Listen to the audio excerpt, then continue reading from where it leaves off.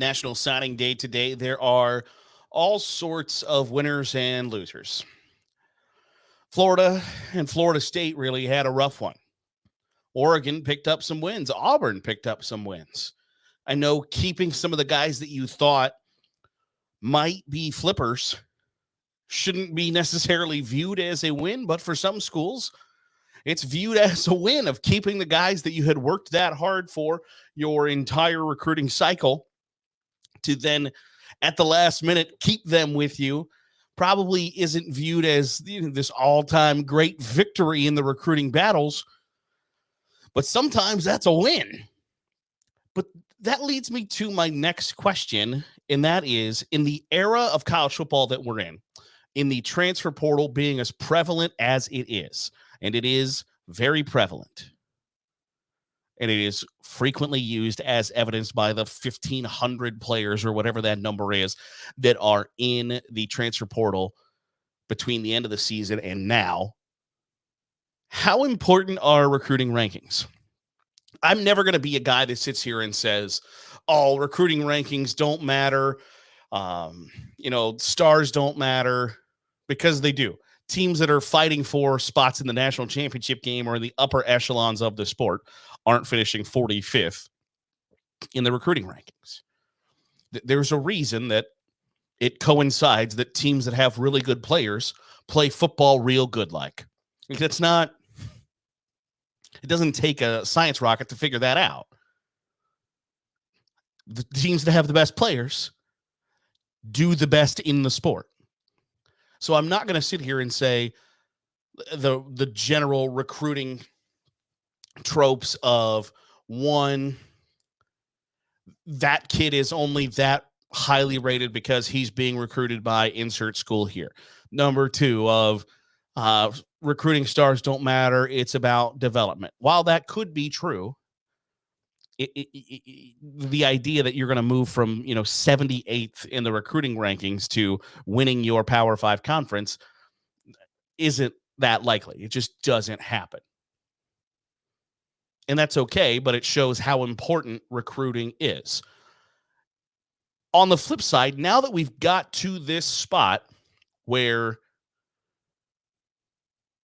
for the most part, if you are disappointed today that your school didn't get this guy or that guy, there's a 50-50 chance that you could get him next year when he enters the transfer portal. And if not next year, in 2 years. And if not in 2 years, in 3 years, you could get that guy back on your team via the transfer portal. That's how likely it is that those things change and those guys transfer.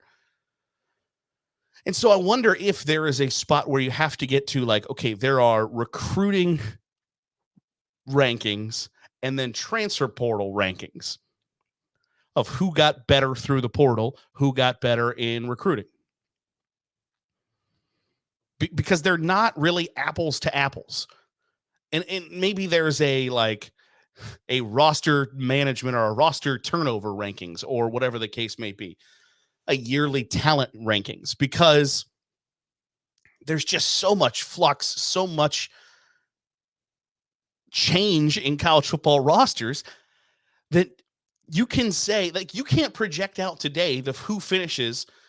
You actually probably could, but for sake of the argument, you can't project out who is going to win the 2026 or 2027 national title by who finishes in the top 5 to 10 in the recruiting rankings anymore. It used to be, if you could stockpile 3 really good classes, that team, man, look out for Georgia, Alabama, Ohio State, USC, Oklahoma, Texas, whoever, Notre Dame.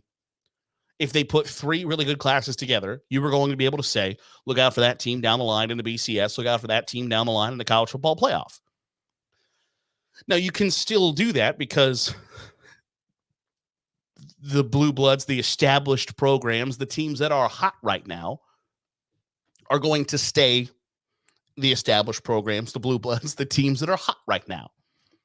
So they're still going to get good recruits. They're still going to be a destination for kids in the transfer portal. But your path to still being really great at the sport doesn't strictly lie with being really good at recruiting the high school ranks.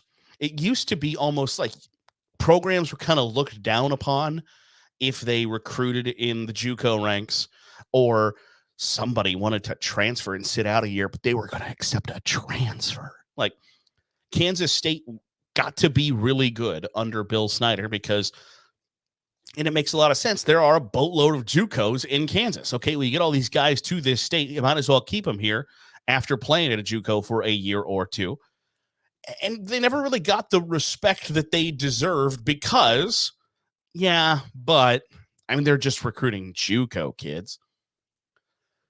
And so I think there are still going to be, like, there's still some of that. I think a little bit in college football of like, okay, Lane Kiffin's doing a really great job at Ole Miss, but they get a lot of transfers, a lot of NIL deals for their high school recruits. I guess I don't understand why there is why there's almost like a hint of cynicism around the way people build their rosters. Nonetheless, when you look at recruiting rankings today, and maybe this is how it's always been, it's just now really starting to get to the forefront of how many guys in an 18-person recruiting class are going to finish their careers where they signed today. How many guys in a 25-man recruiting class are going to 100%, without a doubt, be at the program, finish their college careers where they're signing today? That number's not that high. So I'm not saying that recruiting rankings aren't important, because I think they are. I think having really highly regarded players, high stars in your classes is still overwhelmingly important. But is it as important as keeping those guys? I don't think so.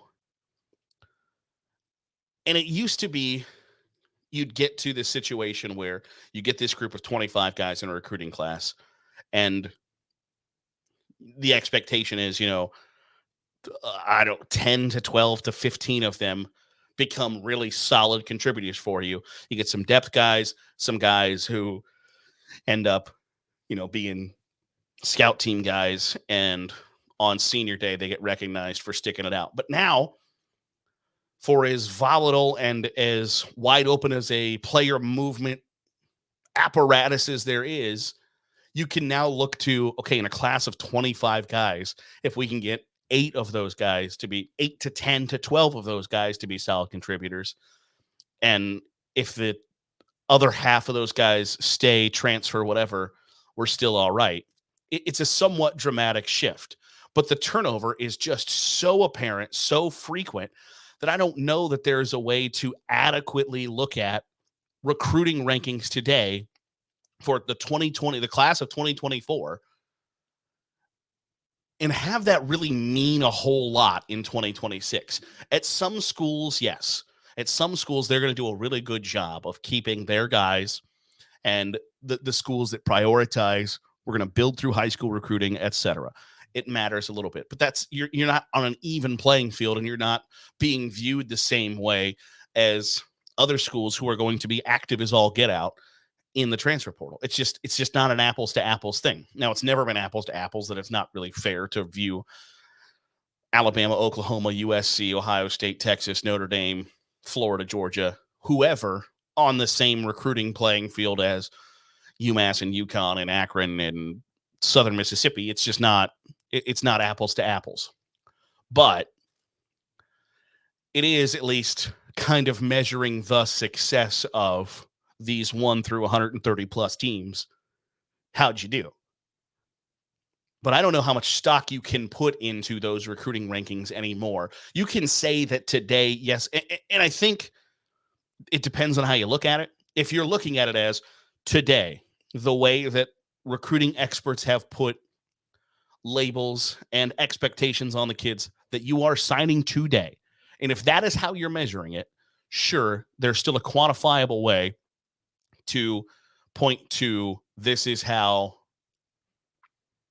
we're grading these recruiting classes. But if you're projecting them out of what these guys are going to be, how they're going to impact the programs that they're going to, what that means for the futures of the top 10 teams in the recruiting rankings, the top 10 to 25 to 100 players in America, I don't think you can judge that today.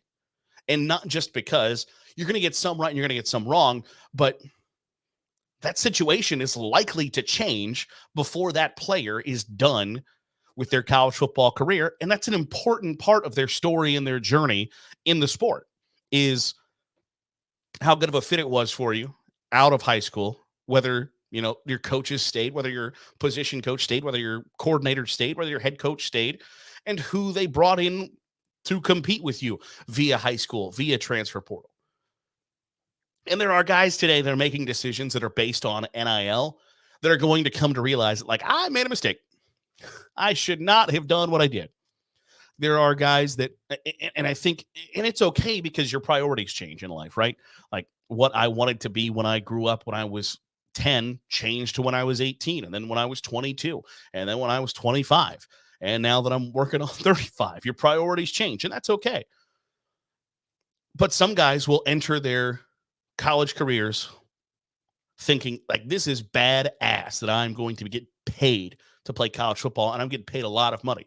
And then after a year or two go, you know what? Money's nice, but you know what's also a lot of fun is winning or being developed to have a chance to go to the NFL. So there are guys that are making mistakes today.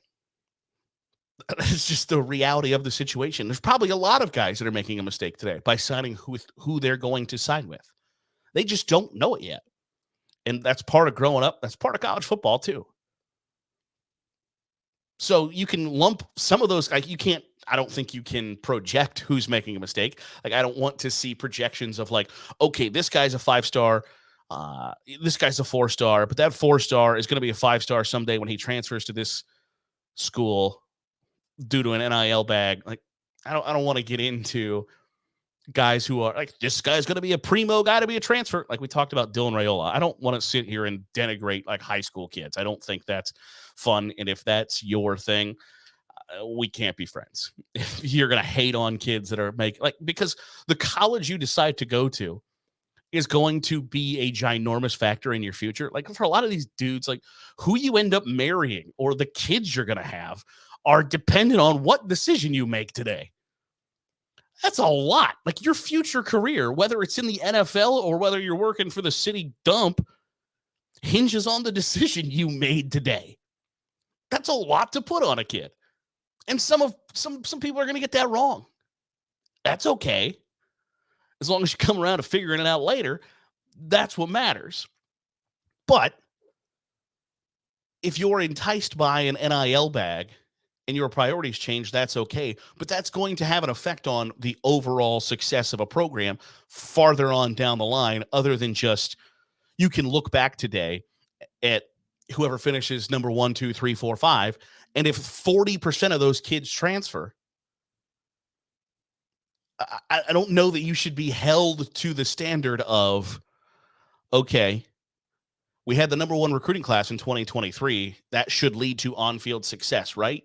Well, no, there's way more variables to that than I think the average person, I think people are starting to come around to it, but I think it's a difficult thing to grasp of, like, you should walk down that line, right? Like, okay, we finished at the top of the recruiting rankings. Therefore, in 2 years, it's similar to like baseball prospects, right? If you have the best prospect pool in baseball or a top 5 prospect pool in baseball, that's essentially saying you might suck now, but in 4 to 5 years, you should be pretty good. But if you get guys that you trade away or somebody doesn't work out or somebody gets an injury or whatever, things aren't linear and there are changes.